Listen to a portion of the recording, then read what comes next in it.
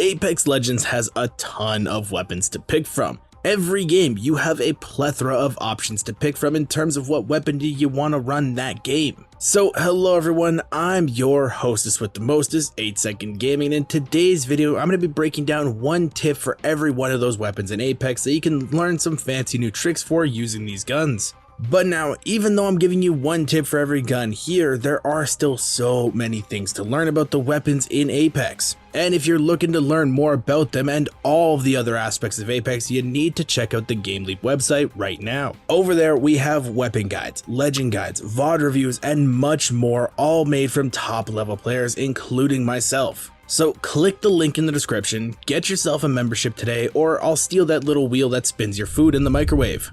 But now let's hop into these tips, and what better place to start than with the shotguns. And this one may be small, but it's mighty. The Mozambique is up first, and the tip for this one is to aim mid to low head height. The Mozambique fires in a triangle pattern, so to get the most reliable damage from it, you want to be hitting the top bullet in the head and the bottom two in the shoulders. It can feel weird to aim here, but trust me, you'll see some good results when you get it down. Next up, the Peacekeeper. Have you ever noticed how the PK only hits for 9 damage a lot? Yeah, me too. Well, that's because the crosshairs here are actually extremely off when using it. The Peacekeeper shoots in a star pattern, so when using the crosshairs to hipfire, a lot of the pellet spread actually won't be hitting. So this can lead to a lot of the pellets not being hit and you doing less damage in a fight and hitting those 9s. Now the Mastiff. This one always throws people off because the gun has a weird clicking sound that plays after firing. Some people use this to gauge when the gun can be fired again, but you can actually fire before that.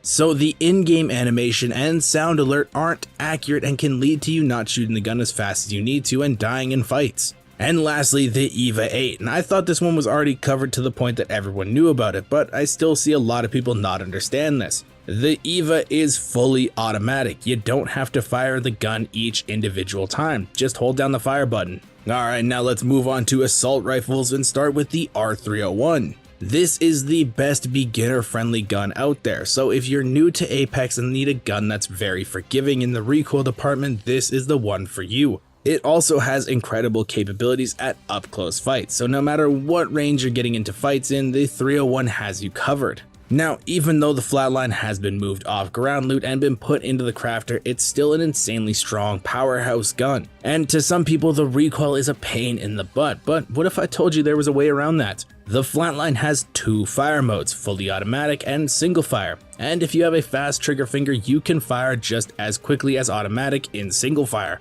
Alternatively, for mouse and keyboard players, if you bind scroll wheel to fire, you can use scroll wheel to hit every single input of single fire and shoot just as fast as you would with full auto. This one still does have slight vertical recoil, but it is fun to do. Now for the Hemlock, this gun is very locked in a specific playstyle. I see a lot of people taking this gun into ranges it shouldn't be in. If you're using burst, stay in medium range. Close range it loses to SMGs and shotguns, and long range it just doesn't have the accuracy. If you swap to single fire, it can be better at long ranges, but it's best kept in the medium ranges. Now for the Havoc, this is a great gun with the turbocharger, but it falls off hard without it. The best tip is to forego using it unless you find a turbo in your draw spot or it's in the crafter. You're better off using a better ground loot gun that doesn't rely on a gold hop up to be useful. Now next up are SMGs, and welcoming back the alternator to ground loot, let's start off with this one. The alternator is a good gun in a lot of situations, but where I see a bunch of people mess up is they try to take straight on fights with it.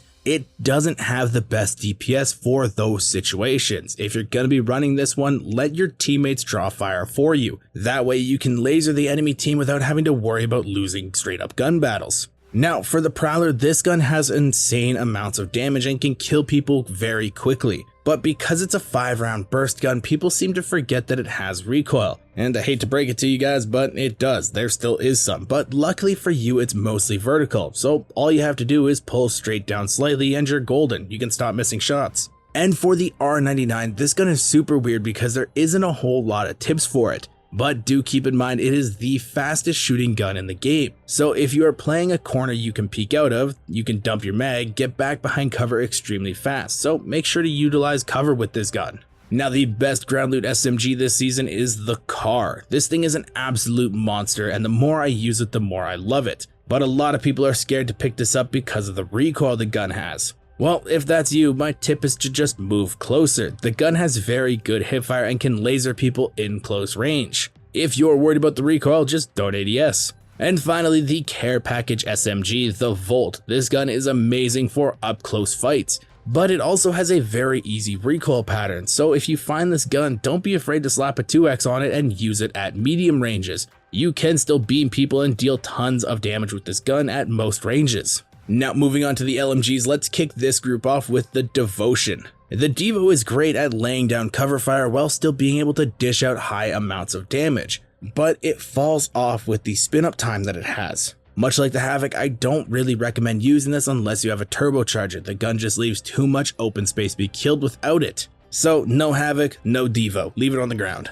Now for the L-Star, this gun has a lot of vertical recoil, but at the start there's a weird jut out to the side. If you want to avoid that, then start your spray by doing a quick tap fire followed by the full spray. This will make it so that there's no side recoil and mostly vertical recoil, and it's a lot easier to control. And next up, the Rampage. A lot of people die when charging this gun because it leaves them walking around and vulnerable. Well, little did you know you can actually bunny hop at full speed when charging it up. So by doing this, you aren't as open and less likely to be killed. And lastly, the care package LMG, the Spitfire. With this gun, it's very easy to get carried away with throwing shots out because of how large the magazine size is. Stop wasting ammo on care package guns, you need that for later, don't get carried away, save your shots. Now moving into the marksman rifles, let's talk about the triple take. Even after its nerfs, this gun is still very good and can lay people out with ease, but I see people getting carried away with it all the time, just spamming shots out.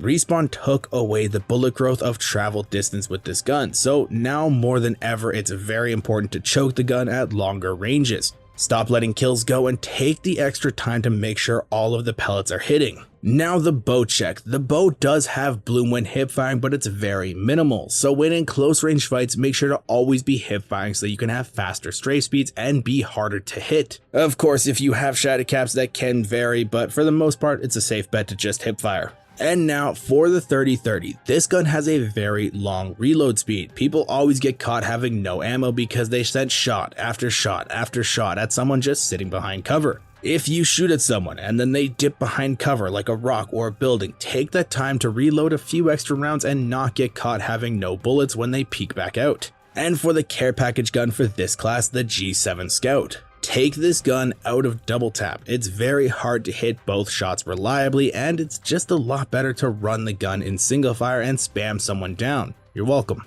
And now let's talk about the sniper rifles and kick things off with the charge rifle. With this gun only being limited by your ability to track someone because it's hit scan, I see a lot of people overvaluing hitting every single part of the charge up beam and then missing the big impact at the end. Hitting all the beam is nice, but make sure you absolutely can hit the big damage at the end with your tracking. It is worth doing some Kovacs to learn. Next up, the Sentinel. The Sentinel is nice when charged up. It's basically a mini Kraber, but is it really worth wasting 2 shield cells? Well, if you have gold armor, you don't really need to worry about using 2. If you're running gold armor, it actually only takes 1 shield cell to charge it up.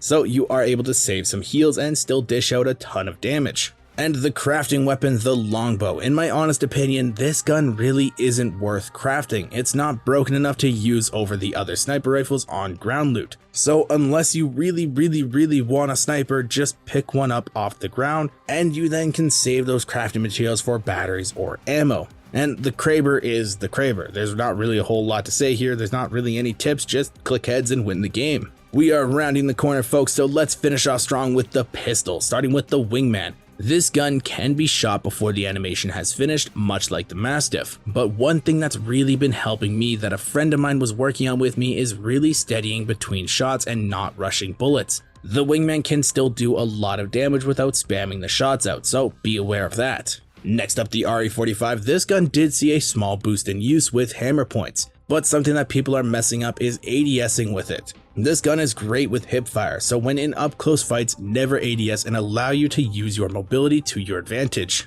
And lastly, for the pistols is the P2020. This gun with hammers is great to clean up fights with, but I see a lot of people really worry about shooting someone that still has shields on them. This gun can still crack shields very easily, so don't be afraid to open someone with this gun. spam their shields down and their flesh will melt almost instantly after. And every gun in Apex does have its own unique thing to learn, so I really hope you guys enjoyed this video and it taught you something new. If it did, remember to smash that like and subscribe button to stay up to date with all of our new videos coming out. Thank you all for watching. Once again, I'm 8 Second Gaming, and I will see you in the next one.